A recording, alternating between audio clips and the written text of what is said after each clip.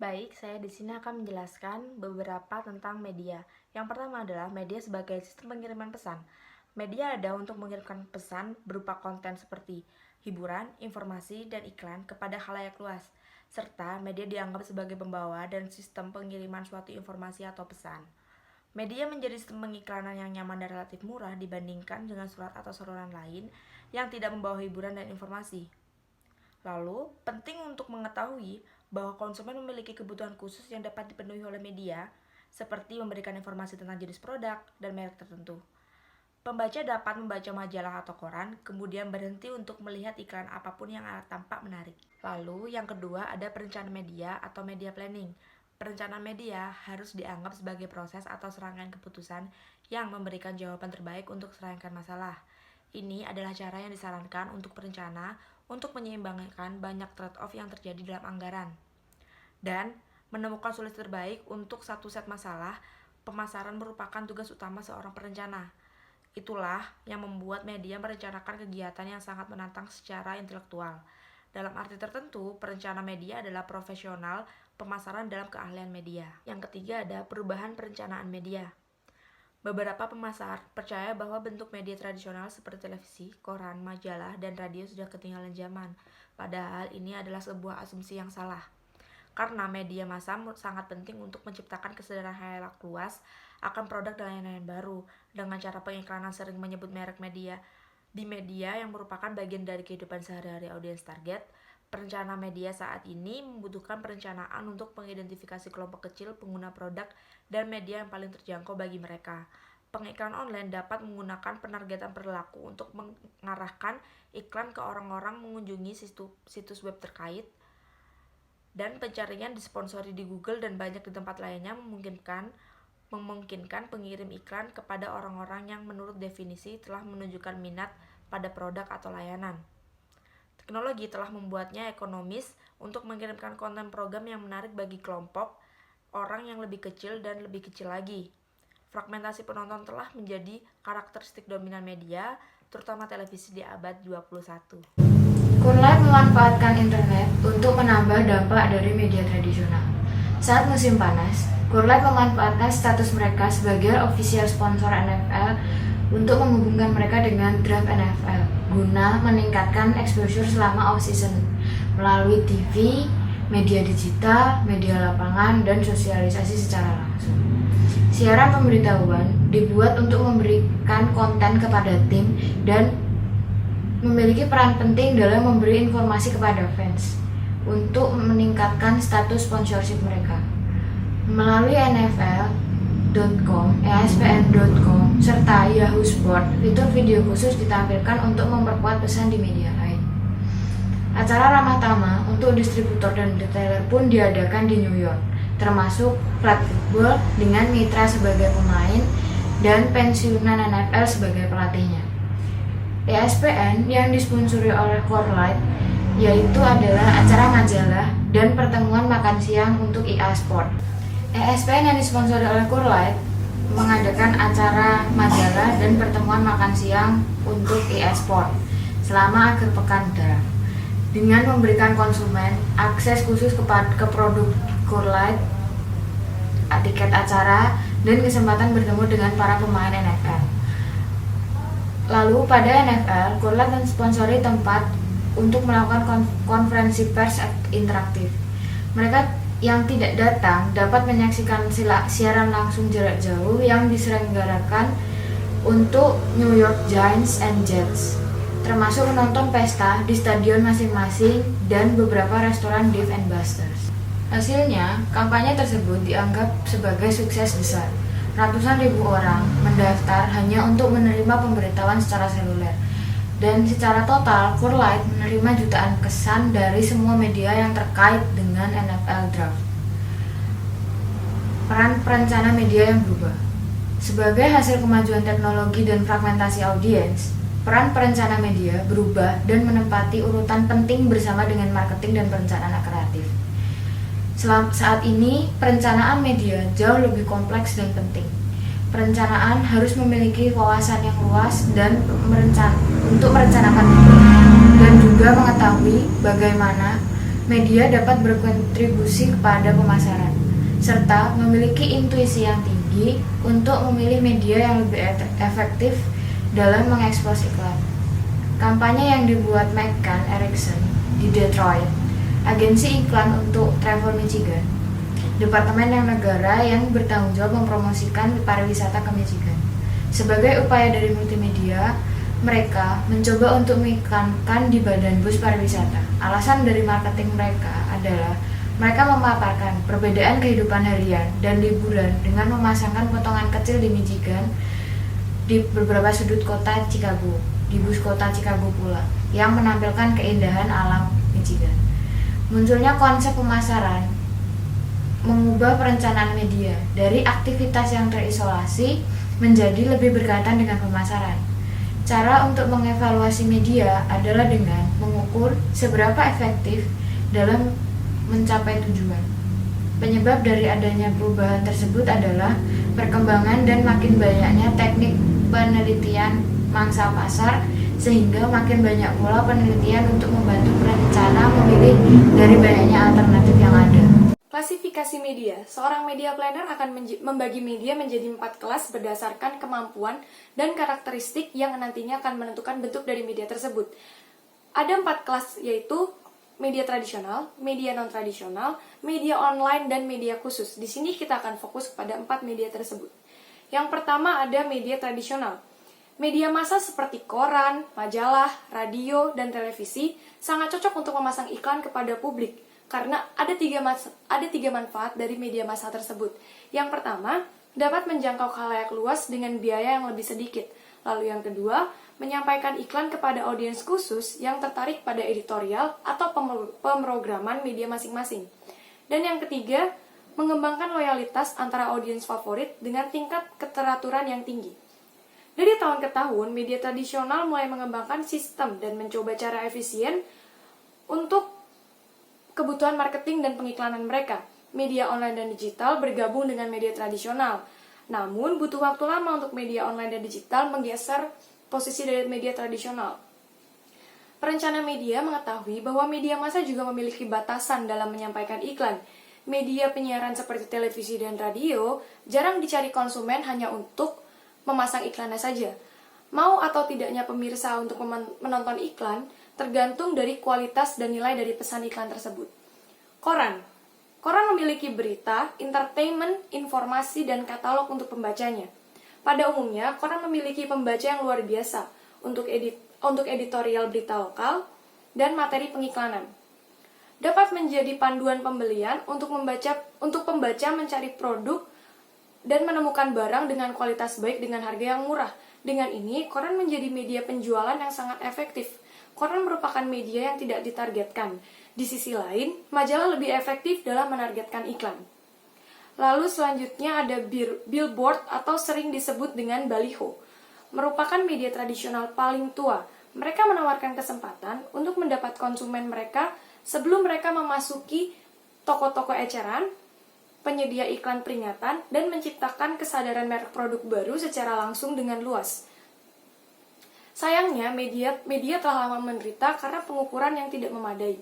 Pastinya kembali lagi ke kualitas dan kreativitas dari iklannya sendiri, yang nantinya akan berpengaruh pada konsumen, baik yang melihat, membaca, maupun mendengar, terlepas dari media apa yang digunakan. Lalu selanjutnya ada media non-tradisional. Semua media massa tradisional menggunakan one-way communication. Hampir semua cara inovatif untuk mengirim pesan pada konsumen dianggap sebagai media non-tradisional. Media ini menyebarkan pesan iklan melalui cara yang biasanya disebut bukan media. Contohnya, kolaborasi dari majalah dengan promosi penjualan disebut dengan media non-tradisional. Iklan digital, meskipun tidak tradisional, umumnya menunjukkan kategorinya sendiri. Media non-tradisional akan berada di area luar ruangan yang pada umumnya berada di area-area umum atau di tempat yang terdapat banyak pengunjung. Selain menyediakan tempat iklan, mereka juga memenuhi kebutuhan akan pendapatan dari perusahaannya. Lalu, lokasi yang unik dalam memasang iklan ini yang diharapkan akan mengundang banyak audiens. Contohnya, Media ini pada umumnya berada di tempat-tempat umum seperti televisi di ruang tunggu bandara, elevator, kantor dokter, terminal, dan tempat-tempat lain dengan layar video yang menayangkan konten publik. Dari layar video yang menayangkan konten publik tersebut, nantinya akan ditayangkan video-video iklan. Banyak perencana media yang menyarankan media non-tradisional, namun juga ada beberapa masalah dalam menentukan apa yang pengiklan dapatkan untuk uang tersebut. Masalah tersebut karena kurangnya pengukuran lanjut dari audiens yang disampaikan oleh media yang kurang mapan. Dalam kebanyakan kasus, perencana harus memperkirakan ukuran dari audiens itu sendiri. Lalu selanjutnya ada media online. Proliferasi media online dalam 10 tahun terakhir membenarkan pilihan klasifikasi mereka sendiri. Termasuk banyak media komunikasi di mana ada interaksi langsung atau real-time communication antara pengguna dengan content creator. Konten ini dapat diakses via internet melalui berbagai web browser, juga termasuk website-website konvensional yang dapat diakses melalui komputer sendiri seperti streaming video, media sosial, search engine seperti Google, dan media-media yang lainnya. Ada dua pemikiran tentang media mana yang cocok dalam departemen organisasi. Pertama, yaitu pendekatan berpikir online seperti media lain yang direncanakan oleh grup media planning tradisional. Semua rencana dipegang oleh satu orang atau satu grup, memilih media apapun yang paling cocok untuk iklan yang akan ditampilkan. Di sisi lain, pendekatan ini menggunakan media online yang perangkatnya terus berkembang, sehingga waktu sangat berpengaruh karena iklan yang menggunakan teknologi tersebut dituntut harus terus mengikuti perkembangan zaman agar tetap up to date. Pendekatan yang kedua, dengan membuat unit online terpisah antara departemen atau sebagian perusahaan luar khusus media online planning dan pembelian. Di sisi lain, harus berjaga-jaga agar tidak menjadi pendukung kecil online di dunia tempat pengiklanan mencari media terbaik untuk memenuhi tujuan pemasaran mereka. Saya akan menjelaskan tentang specialized media atau media khusus. Majalah untuk konsumen dengan ketertarikan khusus muncul untuk para pembaca dengan ketertarikan khusus pula. Contohnya adalah mereka yang tertarik dengan fotografi, otomotif, fashion, ataupun mereka yang tertarik dengan barang-barang antik. Biasanya majalah ini dibeli para konsumen bukan karena hanya isinya saja atau konten di dalamnya saja, tetapi di dalamnya itu terdapat iklan sebuah produk khusus. Media publikasi yang diambil juga beragam, baik secara general itu mungkin dari film, pameran, ataupun media lain yang mengandung logo sehingga media tersebut menjadi media publikasi dan media pemasaran. Periklanan business to business adalah media yang paling banyak diminati atau cara yang paling banyak diminati. Tetapi media dan cara lainnya adalah melalui katalog. Banyak para pengiklan yang mengincar katalog karena katalog adalah panduan berbelanja bagi para masyarakat. Selanjutnya adalah mengenai prosedur umum dalam perencanaan sebuah media. Perencanaan media tidak pernah diawali dari jawaban-jawaban beberapa pertanyaan. Contohnya adalah media mana yang harus dipilih atau lebih memilih media televisi atau lebih memilih media majalah. Perencanaan media muncul dari masalah pemasaran yang harus diselesaikan. Poin permulaan dari perencanaan media adalah harus menganalisa situasi pemasaran. Setelah menganalisa situasi pemasaran, marketing dan perencana media merencanakan strategi pemasaran dan rencana objek pemasaran. Saat rencana pemasaran sudah dibentuk, maka strategi periklanan kreatif juga harus ditentukan. Pemilihan media yang diambil berdampak pada kategori strategi kreatif yang diambil, karena tidak semua iklan cocok dengan semua media yang dipilih. Contohnya, jika produk tersebut mengharuskan sebuah demonstrasi, maka media yang terbaik adalah televisi. Karena dalam televisi semua dapat terlihat, baik visual maupun secara audio. Tetapi jika produk tersebut mengharuskan high quality of the color, atau kualitas tertinggi dari sebuah warna atau menonjolkan warna, maka majalah atau katalog adalah pilihan yang terbaik atau lebih baik untuk media produk tersebut. Strategi kreatif juga menentukan prospek profil demografik, antara lain adalah variabel umur, jenis kelamin, pendapat, dan pekerjaan. Variabel tersebut yang sekarang menjadi target dari media mana yang akan dipilih untuk mempromosikan sebuah produk. Selanjutnya adalah lingkup aktivitas sebelum perencanaan media. Semua perencanaan media dimulai dari masalah konteks, baik konteks secara nasional, konteks secara lokal maupun pengiklanan bisnis to bisnis. Yang bertujuan antara lain adalah untuk meningkatkan volume penjualan dari produk tersebut. Yang pertama adalah tujuan analisa situasi. Tujuan analisa situasi digunakan untuk memahami masalah pasar yang berdasar pada 7 aspek. Yang pertama adalah ukuran dan penyebaran pasar. Yang kedua adalah jejak pemasaran, biaya, dan pendapat. Yang ketiga adalah praktik distribusi. Yang keempat adalah metode penjualan. Yang kelima adalah media iklan yang digunakan. Yang keenam adalah identifikasi prospek. Dan yang ketujuh adalah sifat dari sebuah produk tersebut. Yang selanjutnya adalah tujuan strategi rencana penjualan, yang bertujuan untuk menyelesaikan satu atau lebih permasalahan pemasaran yang ada. Termasuk di dalamnya adalah penentuan 5 aspek. Yang pertama adalah objek pemasaran, yang kedua strategi pengeluaran produk, yang ketiga strategi distribusi, yang keempat elemen mana yang digunakan dalam pemasaran, dan yang kelima adalah mengidentifikasi bagian pasar yang terbaik. Bagian ketiga adalah tujuan rencana strategi kreatif. Adalah untuk menentukan komunikasi mana yang digunakan lewat sebuah iklan tersebut. Termasuk di dalamnya adalah 5 penentuan. Yang pertama adalah bagaimana sebuah produk dapat memenuhi kebutuhan konsumen.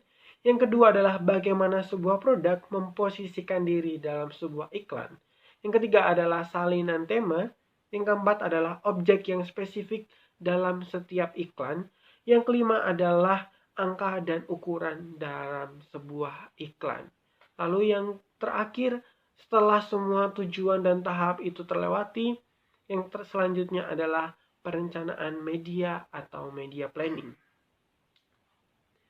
Perencanaan media akan dimulai atau mulai bekerja sesegera mungkin setelah rencana strategi pemasaran dibentuk dan ada di dalam tangan para pengiklan.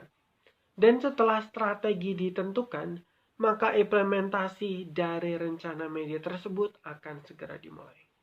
Sebelum kita bisa memutuskan media vehicle apa yang akan kita gunakan untuk iklan kita dan berapa jumlah iklan yang akan kita pasang di setiap media vehicle kita, ukurannya berapa, terus di mana letak spesifiknya iklan akan kita pasang. Dalam paparan 4 di page 19 di bab 1 ini, ada beberapa pertanyaan yang mungkin bisa membantu mengarahkan kita dalam mengambil keputusan-keputusan tersebut. Yaitu pertanyaan-pertanyaan tentang media objektif dan media strategis. Semisal kalau media objektif kita tentang komunikasi efektif apa yang bisa kita gunakan, maka kita harus berpikir kriteria efektivitas macam apa yang mungkin bisa kita gunakan, karena efektivitas ada macam-macam. Kemudian, misal apakah kita perlu menggunakan media nasional dan atau media lokal, kira-kira proporsinya berapa yang harus masuk di media nasional? Kita juga harus memikirkan itu. Kemudian apakah anggaran yang kita bikin ini sudah cukup untuk mencapai tujuan kita? Kita juga harus mikir, apakah kita perlu membuat skala prioritas yang mana yang harus kita capai dan yang mana yang opsional. Apakah nanti kita membutuhkan lebih banyak uang? Nah, dan sebagainya.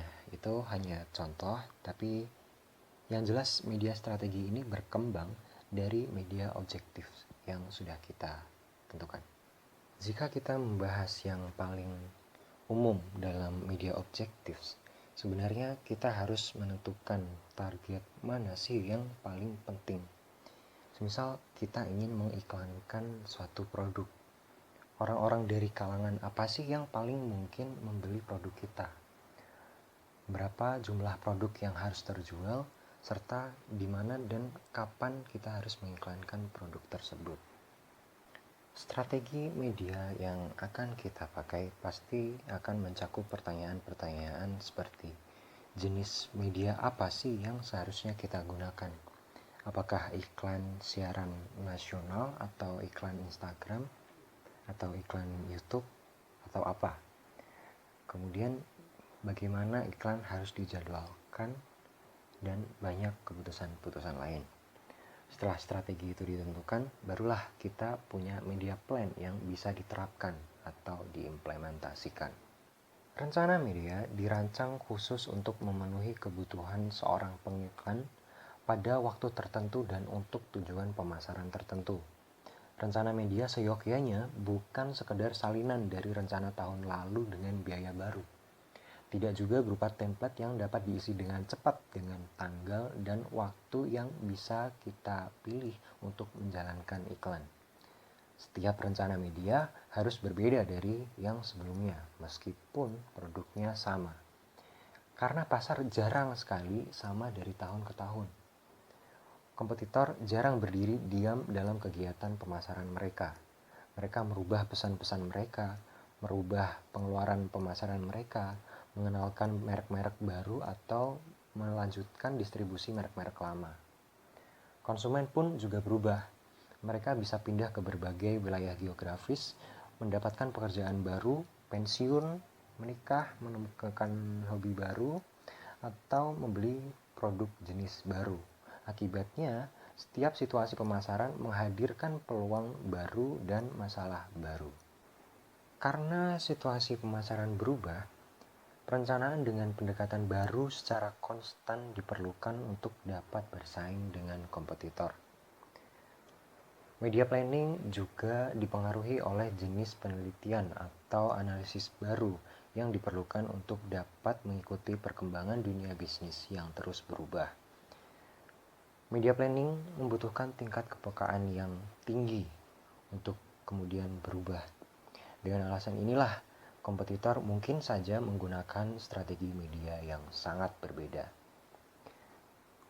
Sebenarnya tidak ada media yang terbaik untuk semua pengiklan, karena masing-masing merasakan pasar dengan cara yang sedikit berbeda berdasarkan kebutuhan pemasarannya. Setidaknya ada 9 media vehicle yang harus kita tahu untuk saat ini, yaitu ada audio, televisi, streaming, cetak, digital, outdoor, medsos, apps, dan event. Tapi bagaimana prinsip untuk memilih media vehicle? Kita bisa memilih satu atau lebih media vehicle yang menurut kita efektif untuk mencapai target audiens. Misalkan kita memilih media vehicle untuk produk yang diproduksi secara massal atau dikonsumsi secara massal. Maka prinsip-prinsipnya bisa saja pertama, frekuensi atau repetisinya optimal. Kemudian yang kedua, dengan biaya terendah per 1000 tayangan. Kemudian dengan limbah yang minimal atau kalau bisa tanpa limbah. Kemudian yang keempat, tentu sesuai dengan budget yang sudah kita rencanakan. Kemudian kalau kita memilih media vehicle untuk produk-produk yang distribusinya lebih spesifik atau eksklusif, sebenarnya prinsip-prinsipnya sama, cuman mungkin lebih hemat karena pasarnya lebih selektif. Tapi ada keadaan tertentu di mana prinsip-prinsip kita harus dimodifikasi. Misalnya, jika strategi kreatif memerlukan produksi iklan TV dengan kualitas tinggi, katakanlah modelnya bintang film terkenal, maka biaya atau pemborosan harus diabaikan agar dapat memenuhi tujuan kreatif itu. Selebihnya, media planner atau perencana media juga harus mempelajari statistik, karena dalam keadaan-keadaan tertentu itu sangat dibutuhkan. Misalkan dalam situs web, kalau kita ingin membuat iklan digital, tentu kita harus tahu kriteria-kriteria audiens kita. Kita dapat menjaring audiens-audiens tersebut dengan langkah-langkah atau pendekatan tertentu. Kemudian kita lihat jumlah yang mengunjungi situs tersebut, waktu yang dihabiskan di situs tersebut, yang mana produk yang paling menjual, biaya yang dikenakan setiap 1000 tayangan, dan catatan jumlah klik ke situs web kita atau pengiklan. Masalah dalam perencanaan media. Perencana menghadapi berbagai jenis masalah yang menjadikannya sulit untuk sampai pada keputusan yang objektif. Kurangnya data bisa mempengaruhi, tapi juga ada beberapa data yang tidak tersedia disebabkan oleh audiens atau data yang terlalu mahal. Perencanaan media biasanya harus memperkirakan posisi penjualan klien dari sumber yang dipublikasikan, apa menguntungkan atau tidak. Yang kedua, ada tekanan waktu. Terjadi ketika terlibat dalam pengambilan keputusan atau biasanya disebut keterbatasan waktu. Pengaruh halusnya mempengaruhi rencana-rencana yang sudah disiapkan. Yang ketiga, ada kurangnya objektivitas. Salah satu masalah berkelanjutannya adalah kurangnya berpikir tentang strategi. Dalam hal ini, objektivitas juga dipengaruhi ketika perencanaan menerima data relatif sebagai mutlak. Dan yang terakhir ada mengukur efektivitas iklan. Untuk tanggapan langsung pada iklan online dapat diukur sangat akurat dengan menggunakan rasio klik 1 kali tayangan dan jumlah arahan yang dihasilkan.